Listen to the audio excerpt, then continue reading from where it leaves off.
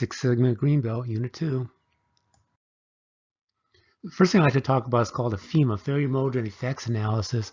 This has been around for since Apollo. They actually came up with this because they want to know what could possibly happen.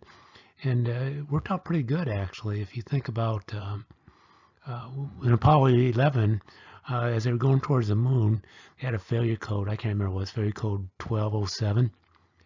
And of course, the astronauts were nervous, but within a few minutes they knew exactly what to do about it, which was ignore it. Other things such as the O-rings blowing up or failing on Challenger, things like that. So what is a failure mode? It's a way or modes in which something might fail, right? This is how it could not work. Effects analysis. What's going to happen? What are the consequences of that? So if the O-ring fails like on a Challenger, well, the effect would be the disaster that blew up. And then what you do is you can't fix them all, so you got to prioritize them, right? And you want to go with the ones that are most serious. Those are the ones that had the biggest consequences. And you also, if they happen quite a bit and you can't detect them, three things have to happen for a disaster to happen. One, it had to fail. Two, the effects had to be quite serious. And three, you had no way of knowing it was going to come. That's FEMA. I've got a whole handout. I'll share as a PDF on FEMA when I teach FEMAs. As you remember, the steps in Six Sigma: define, measure, analyze, improve, then control. First one is define, right? So how do we define it? Well, you have to have the scope and boundary. And this might be you don't want to do something that's so vast. You don't want to boil the ocean, as they say. Make it something that's scalable, something that's doable, but you don't want it so light that it has no impact, right? So the next thing you have to do is define the defects. What exactly is wrong? What are we going to try to fix? And then you got to, a lot of people make a contract or a team charter, and I'll share a handout with this, or actually it's a PowerPoint. But basically you tell, well, what's the team, what's their scope, what their deliverable is, and who's on the team, and just all the information you need to do a project. You also want a champion. This is somebody that's connected to the management and has ability to get resources for the team. What is the other impact on the project, right? I remember I had a great project. I mean, it was laid out well, and it was on actually using soap in the bathroom. And when it was all said and done, they saved about $120 a year. They spent more than that just on the project, right? And if you don't have leadership approval, it's just not going to happen. Just not going to happen. Some of the activities, you got to validate and identify opportunities. Don't fix something that's not broken. So make sure it's broken before you fix it, and identify them, right? And there's different tools: brainstorming, customer complaints, things like that.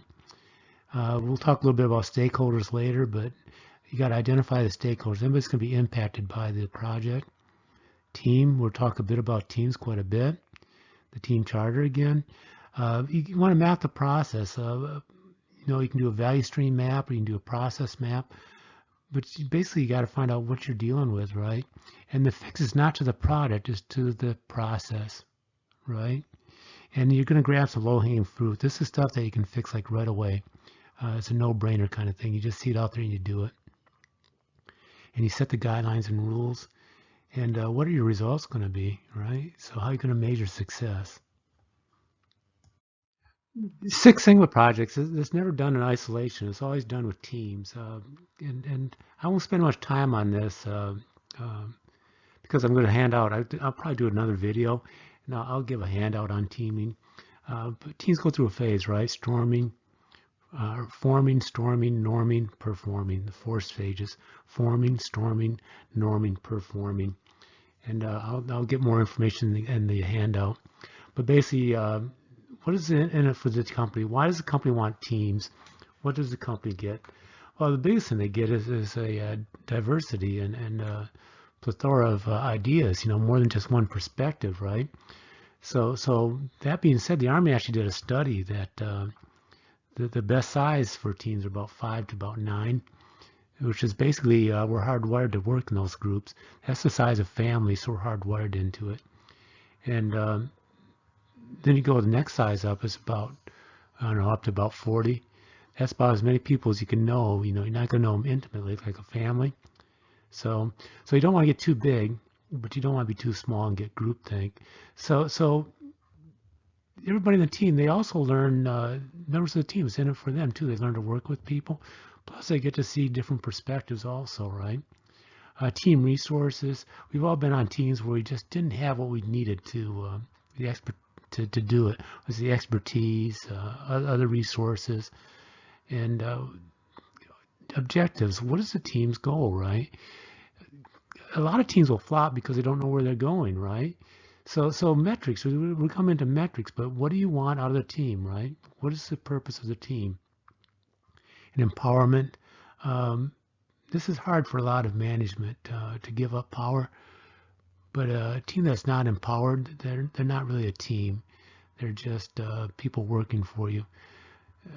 You want people that feel empowerment, and I'll talk more about that in other classes. And management support. If you don't have management support, you're screwed. Just that simple. Then there's the natural work team organization. Again, people tend to be into groups. They like about 2 or 3, maybe 4 sometimes. And that's the natural way we work. We get that best buds and we start working together. But the best teams, again, are between 5 and 9. So remember that if you're ever in charge of a group of people, form your teams no more than 9, close to 5 as possible, because that's where they're going to do it anyway. And they're going to try to even divide it even smaller. Just go to the lunchroom and watch how people sit together. Natural work teams are people that just naturally come together and work. Common goal, common interest, common everything, right? 2 types of customers. External customer, these are people that, generally if they pay money, right, or receive goods, service, something like that, but they're not actually part of the organization. They're external to that organization, as opposed to the internal customer. And these are people that, like the machine shop, its customer is the assembly. Assembly's customer is the testing, right? They both have the external customer, the one's going to buy the product. Internal customers are receiving another department's output, and that's why process maps are important. This will help you to identify internal customers. So what is a process? You got to know what a process is before you can manage one, right? Duran said it's a logical organization of people, materials, energy, equipment, and information into work activities designed to produce a required end result, either a product or a service. Again, this is where you come up with your process map, value stream map. You got to know how this thing flows, right? And he said there are 3 things you got to measure. One, right? One's effectiveness. Is the output meeting the customer needs? How well is it doing that? Are you doing it at the lowest cost? Not just money, but also resources, people, whatever. And adaptability. Are you able to change? This happens all the time. Technology. We had a pandemic, and you got to be able to change. Otherwise you're going to fail, right? Well, this is the old SIPOC model. So you got a supplier. This is whoever provides the resources that you need in the process. Your input, information, material, service provided. These are like stuff the engineers would provide, or the market, or maintenance, things like that. The process. This is how you change all those inputs into the outputs. And you're going to add customer value. And I'll do another video on customer value as part of Lean. Output, what are you finally getting out of there for your product or your service? And the customer, the person in their process that receives that output. So it's that simple, right? You'd be surprised how many organizations, though, don't realize, can't fill this model out, right? Very important to understand this and have some detail in it. There are different groups of stakeholders. The internal stakeholders are the ones that are directly involved in the company or organization. These are the employees, the managers, of course, the owners, definitely. But then you also have the external. There's some obvious ones like suppliers and customers. But basically, this is everybody, right? With the global markets and things. Everybody's got a stake in every company somehow, some way. These are suppliers, your society, governments, your creditors for sure. If you're publicly traded, the shareholders, and your customers, obviously. Lean and Six Sigma, it's all about satisfying the customer, because ultimately, customers, the external customers, are the ones that are going to give us money and keep us in business and let us feed our families. And you want to take care of them, right? And they're the most important. But the best way to do that is to also take care of your internal customers, right? Your staff members, service providers, management. They're what they do. Their customers are everybody that works for them underneath them, and employee satisfaction impacts, right, on customer service. Happy employees make good product, right? Good product, and communication. Number one problem in any organization is communication. The better you can communicate, the happier your internal customers are, surprisingly, right? Transparent management is, how you doing financially and things. Do better, studies have found, and I can't quote the exact study, are much better than those that keep a secret and don't share things with their customers or with their employees and other people. I'm just going to give an example of how external customers work.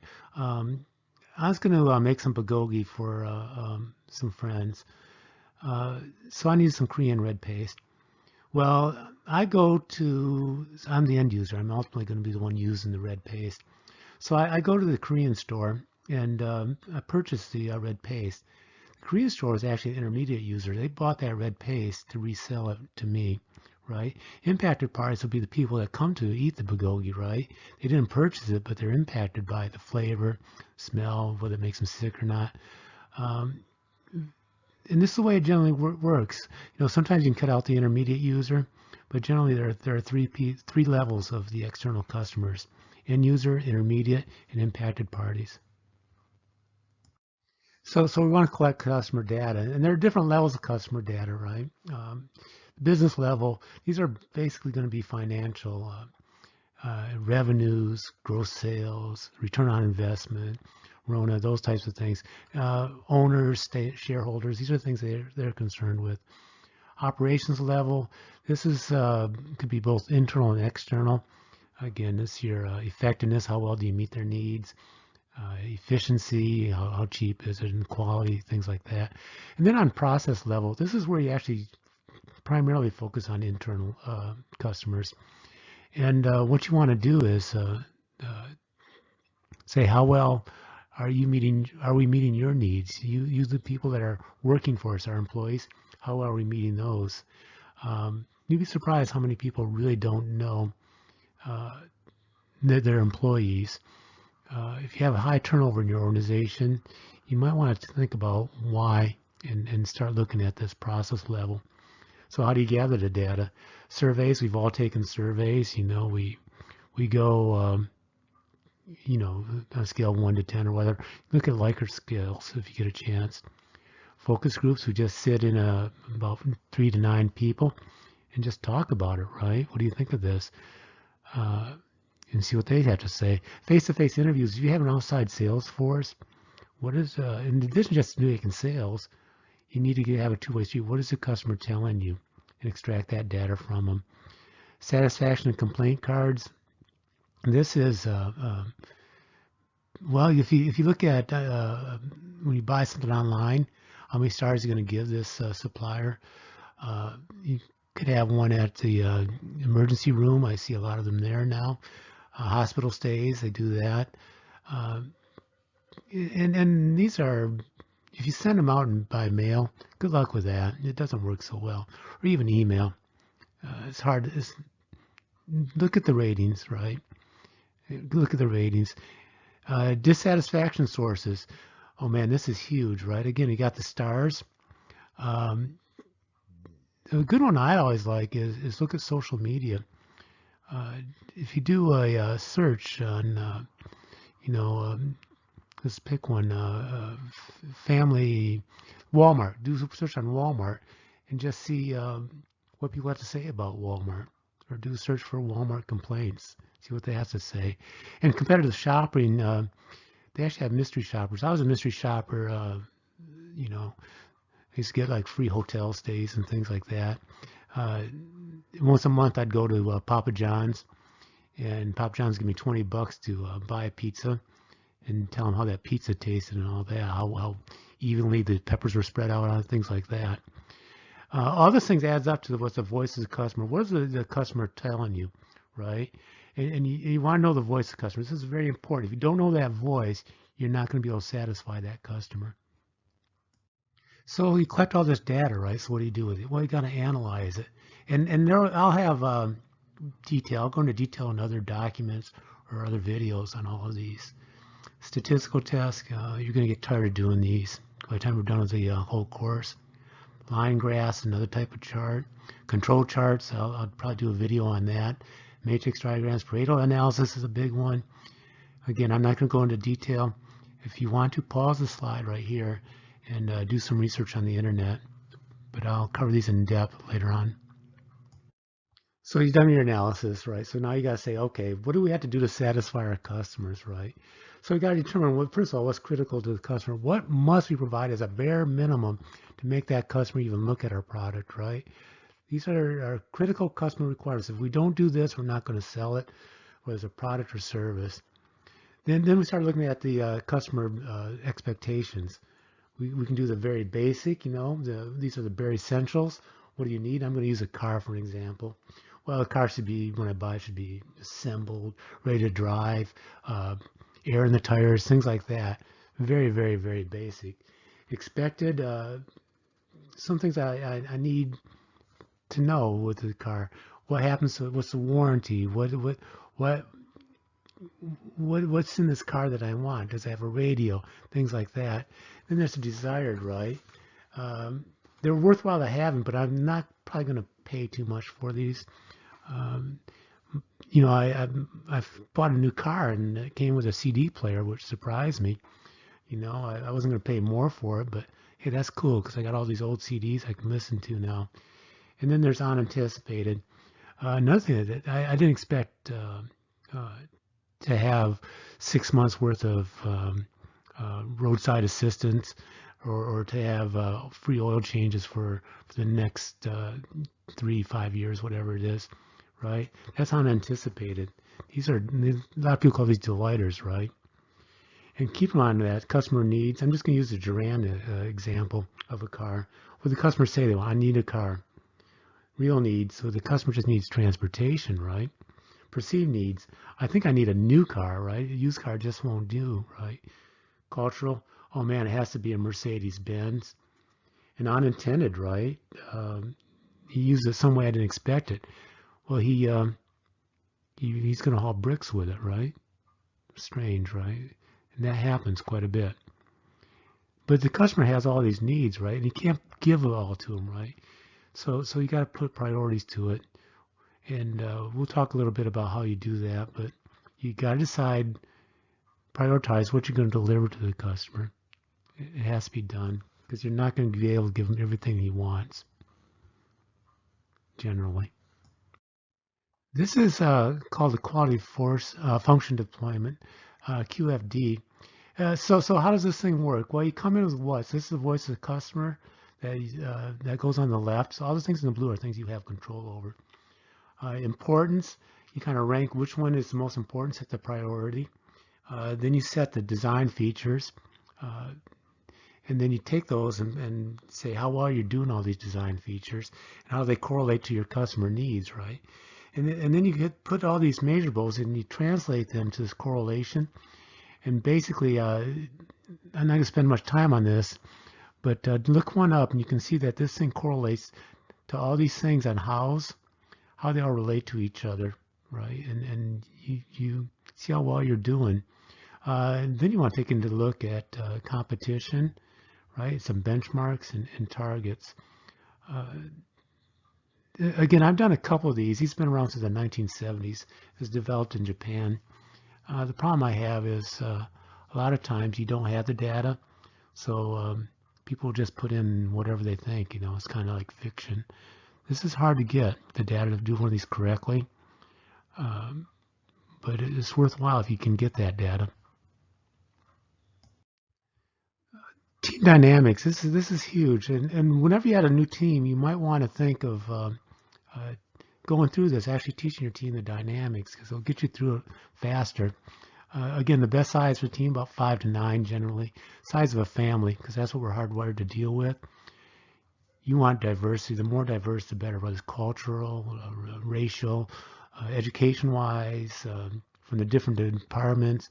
The more you can change, and it's shown, studies have shown, the more diverse you are, the better the end product, right? And again, the 4 stages: forming, you get together; storming, you fight it out; norming, you start getting used to where you belong; and performing is the last one, right?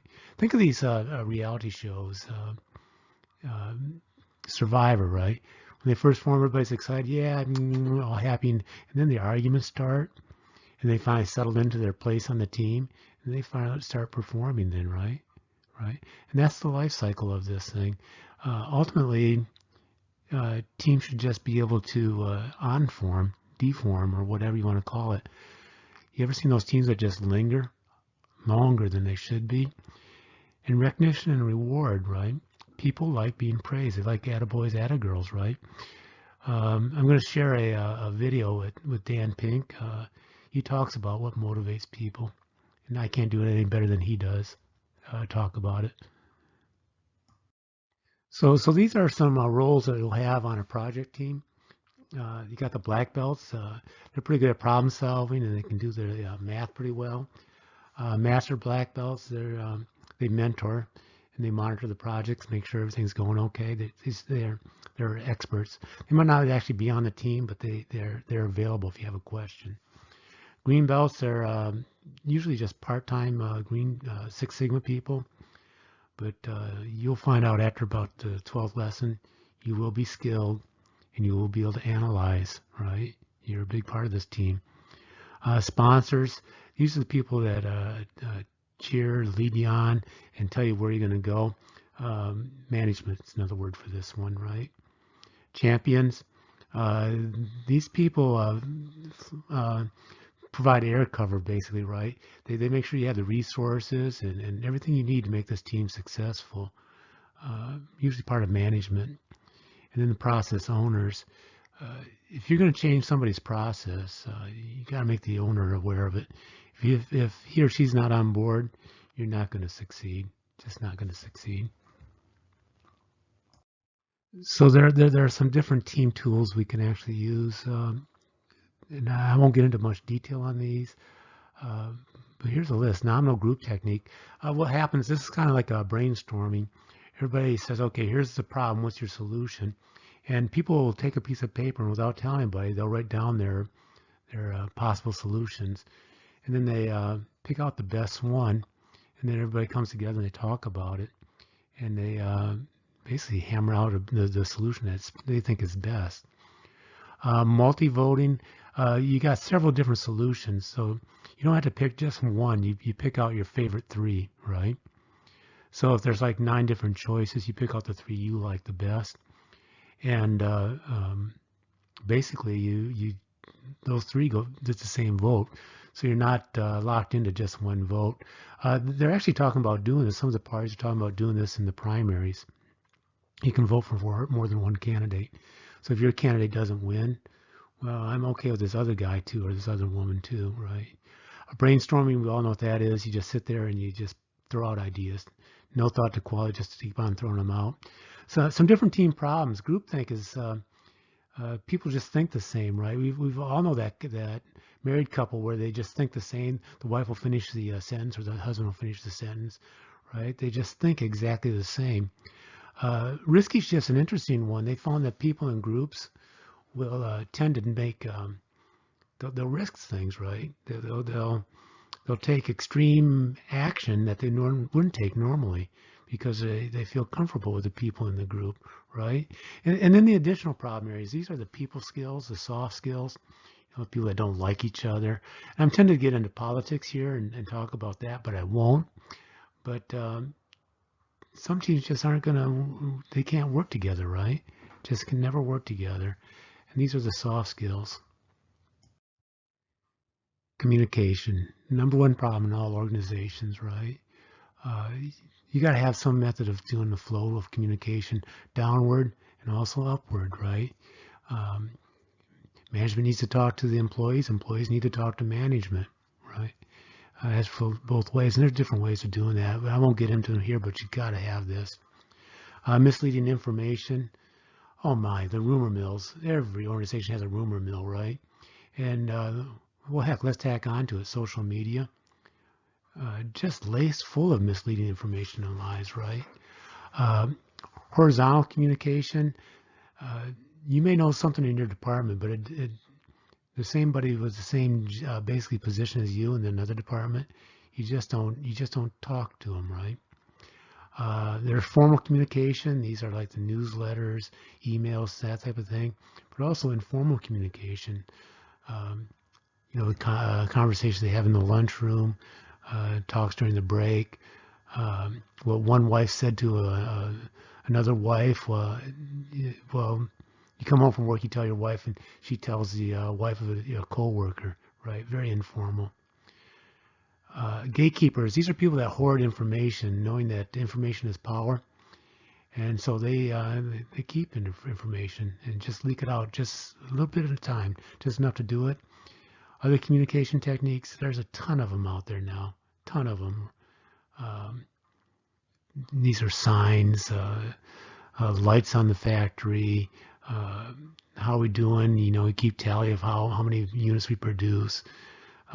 Toyota uses red, green, and yellow lights on their machines to let them know how they're doing it. Questioning technique.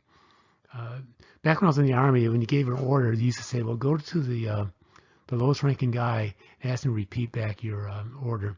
You question him, what are you thinking? Do you understand this, right? Uh, Communication has to be a two-way street, not just one way. And listening strategies. How do you listen? And there's a bunch of them, right? And I'll probably do a video on this, but there's a ton of listening strategies. Listening is the most important part of communication, not talking. Listening is the part you want to focus on.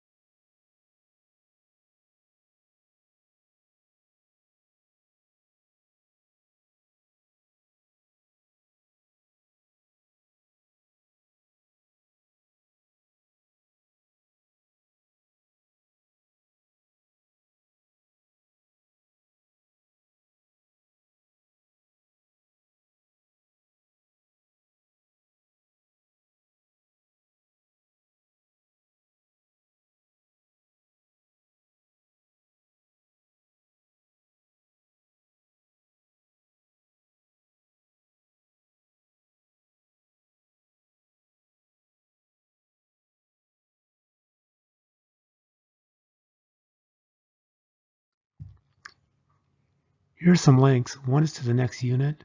Others are to other videos that relate to what was covered in the presentation. If you have any questions, make sure you leave them in the comments or discussions, and we'll get them answered.